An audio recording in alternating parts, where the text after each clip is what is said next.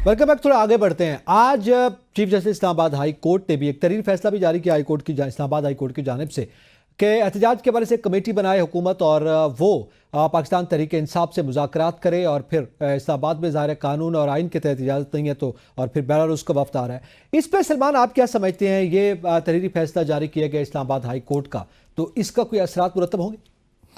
नहीं, क्या असरात मुरतब होंगे? देखें, अदालत भी यही कह रही है कि आप पीटीआई वालों के साथ बैठें, उनको इंगेज करें, उनके साथ मुज़ाकरात करें और उनकी ये जो धरने की या जो स्ट्राइक की कॉल है उसको कॉल ऑफ करने की कोशिश करें। और उसकी वजह बुनियादी तौर के ऊपर 2-3 आ रही हैं। मेरे ख्याल है आज ये भी खबर थी कि बेलारूस के जो प्रेसिडेंट हैं वो 25 को आ रहे हैं और 24 को सिक्योरिटी की वजह से प्राइम मिनिस्टर।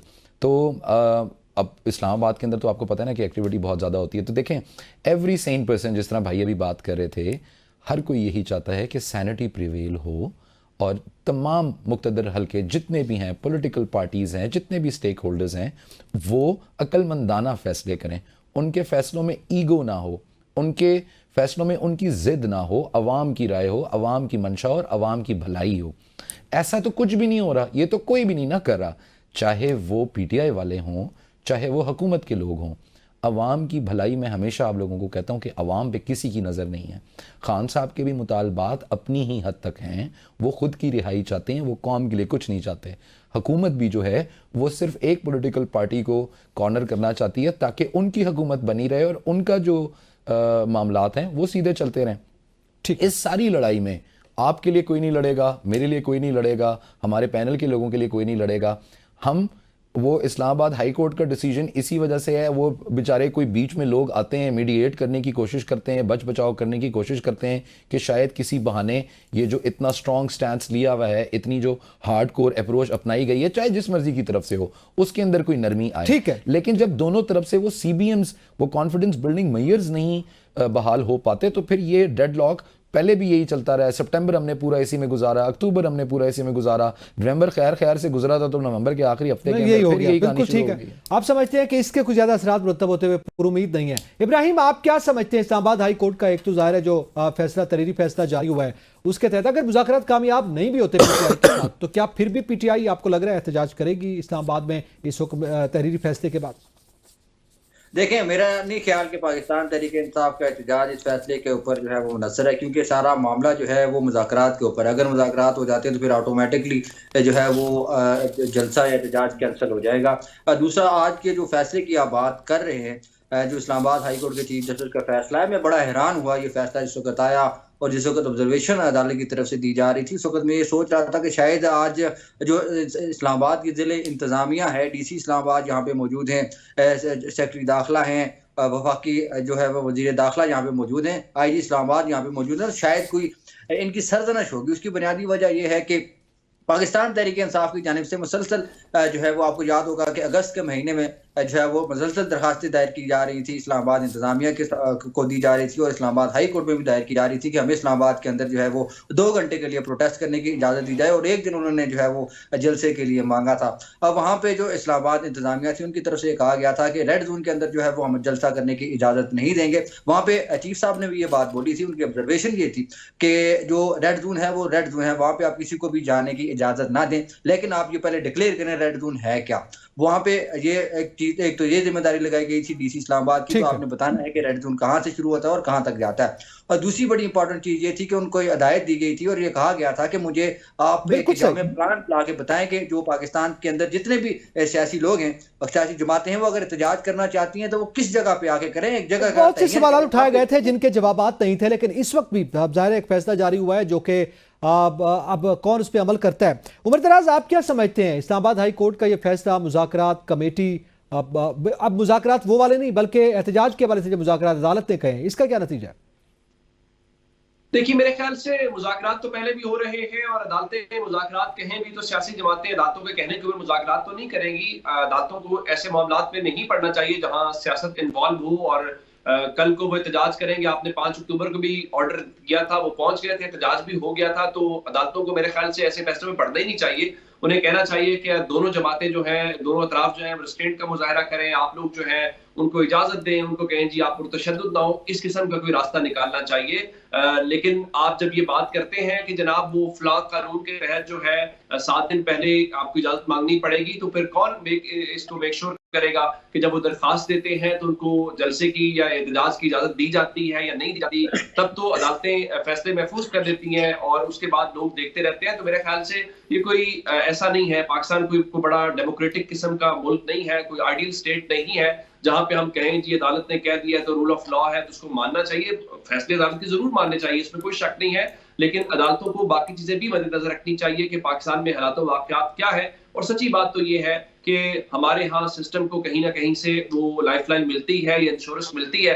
और आज का भी एक फैसला बिल्कुल उसी तरह का है कि जो सिस्टम की या कुछ लोगों का तकाजा था उसके ऐन मुताबिक उनको कम अज कम जो है वो कंधा फराम कर दिया गया। अच्छा, अब इसमें इफ्तिखार सिराज साहब, तो इस फैसले के बारे से आपका भी कमेंट चाहूंगा। दूसरा, आज आपको पता है किस तरह से इस्लामाबाद पुलिस ने जो है वो मार्च किया है और नारे भी लगाए गए, बड़े पुरजोश अंदाज में दिखाने की कोशिश की है। गुज़िश्ता रोज़ के हवाले से आप वीडियोस भी सामने आ रही हैं। और इसके साथ साथ जाहिर है आपने देखा कंटेनर्स भी इस वक्त मुख्तलिफ इलाकों में इस्लामाबाद के जो दाखिली रास्ते हैं वहाँ पर पहुँचा दिए गए हैं।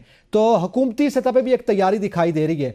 इसका आप क्या सूरत हाल देख रहे हैं? जाहिर है मोड़ तो हुकूमत को भी जो माजी में हमने देखा, लेकिन इस्लामाबाद हाईकोर्ट कितना कंधा दे पाएगी? इस्लामाबाद हाई कोर्ट ने इससे पहले तहरीक इंसाफ को जलसा देने के हवाले से हुकूमत को कुछ अहकाम जारी किए थे। आपको याद होगा कि जो माजी के उनके जलसे थे वो इन्हीं अदालतों में जाती रही तहरीक इंसाफ और इनसे कहती रही कि हमें इजाज़त नहीं मिल पा रही तो आप इंटरवीन करें और इजाज़त दिला दें। तो क्या हुकूमत वक्त ने इजाज़त दी थी? और अगर दी भी थी तो कहीं बकरा मंडी में कहीं कचरे के ढेरों के करीब जाके कहा कि यहाँ आप जलसा कर लें, और जलसे की इजाज़त भी कई मीलों दूर, और उसके बावजूद भी रावलपिंडी इस्लामाबाद के छोटे छोटे गली कूचों में भी कंटेनर खड़े कर दिए और लोगों की ज़िंदगी को अजीरन बनाया गया। तो क्या उस वक्त अदालती अहकाम माने गए? कि आज ये सवाल उठाया जा रहा है कि जी अदालत ने कह दिया कि ये जलसे की इजाज़त ना दी जाए तो तहरीक इंसाफ ये अच्छे बच्चे की तरह घरों में बैठ जाए और जलसा ना करे। मेरे ख्याल में इससे पहले उनके जलसे पुरअमन थे, और मुझे तो याद नहीं पड़ता, अगर आपको याद है कि वो पुरअमन जलसे बाद में इश्तियाल अंगेज हो गए, उन्होंने किसी सरकारी इमारत को जला दिया हो, सरकारी अमलात के ऊपर कब्जा कर लिया हो, कुछ लूट मार शुरू कर दी हो। अगर कुछ ऐसा हुआ था तो फिर तो हुकूमत वक्त इस बयाने में दुरुस्त है कि अगर हम इनको जलसे की इजाज़त दी तो पता नहीं ये क्या कर देंगे, इस मुल्क को जला देंगे। अगर ऐसा नहीं हुआ तो मेरा ख्याल में फिर आज अदालत को ये चाहिए था कि माजी का कंडक्ट तो उनका ये बताता है कि अगर आपने उनको कचरे के ढेरों के करीब भी जलसा करने की इजाज़त दी है तो वो पुरअमन जलसा करके चले गए। और आपने अगर बत्तियां गुल कर दी है लाहौर के जलसे में और स्टेज को उखाड़ पिछाड़ दिया है तो उफ तक नहीं बोले बल्कि अपने घरों को वापस चले गए हैं। तो आज अगर तहरीक इंसाफ ये कह रही है कि उनको पुरअमन जलसा करने दिया जाए, एहतजाज करने दिया जाए, तो करने दिया जाए, क्योंकि ये वही तहरीक इंसाफ थी कि जिसने मौलाना फजल रहमान साहब को फैसिलिटेट किया था जब उन्होंने यहाँ पे आके धरना दिया था, और बिलाल भुट्टो जरदारी साहब के जो कराची से चलते हुए पंजाब से होते हुए आके यहाँ पे पार्लियामेंट हाउस के सामने तकरीर की थी और लॉन्ग मार्च अपना ख़त्म किया था। तो मेरा ख्याल में आज हुकूमत वक्त को भी इसी कंडक्ट का मुजाहरा करना चाहिए। प्रॉब्लम यह है कि खौफ इस बात का है कि अगर लोगों का जम्मे गफीर आ गया तो फिर हुकूमत वक्त को मुतालबा पूरा करना पड़ जाएगा कि जिसके नतीजे में इमरान खान और उनके साथियों की रिहाई को मुमकिन बनाना पड़ेगा। और इस वक्त हुकूमत की नीयत में खोट है। आपने इमरान खान की भी स्टेटमेंट आज सुनी है कि हमें इससे पहले भी एंगेज किया गया। आपको याद है कि 22 अगस्त का जो जलसा था वो इसी तरह एस्टेब्लिशमेंट की पैगाम की बुनियाद पे कॉल ऑफ किया गया था कि सुबह के 7 बजे उस वक्त आजम सवाती साहब और बैरिस्टर गौर को बुला के बताया गया था कि जी आप जाएं और कहें अपने चेयरमैन से कि कॉल ऑफ करें। उन्होंने कॉल ऑफ किया, लेकिन उसके बाद फिर 8 अक्टूबर का जो जलसा हुआ उसमें बजाय कोई रास्ता देने के फेंटा लगाया गया तहरीक इंसाफ का। तो मेरा ख्याल में अब ट्रस्ट तो एक दूसरे पे है नहीं, और इस वक्त भी इमरान खान ये समझते हैं कि एंगेज करने का बुनियादी मकसद 24 नवंबर के जलसे को या एहतजाज को डिफ्यूज करना है। वो उनके मुतालबात को पूरा करने के लिए सीरियस नहीं है मुल्क की एस्टेब्लिशमेंट। तो यही वजह है कि इस वक्त की सूरत हाल बनी है। लेकिन जो आप बात करें अदालती फैसलों की, तो इन्हीं अदालतों ने कहा था कि मुल्क में 90 रोज के अंदर इंतखाबात करवाएं, क्या हुए थे? इन्हीं अदालतों ने कहा था कि जो मखसूस नशिस्तें हैं वो तहरीक इंसाफ की हैं, उनको दे दें। तो ये फैसले तो अब मजाक बन गया है, बड़ा अजीब खुद सा लगता हुकूमत है। उस पर अमल दरामद नहीं करती रही। यकीनी तौर पर अब ये देखना होगा कि आइंदा क्या होने जा रहा है। एक जानिब अहकामात भी हैं, फैसले भी हैं और फरीकैन भी डटे हुए हैं। इस हवाले से मजीद भी ज़ाहिर है गुफ्तगू भी जारी रहेगी। इसी के साथ ही तमाम पैनलिस्ट से मैं इजाज़त चाहूँगा। इजाज़त दीजिए, अल्लाह हाफिज़।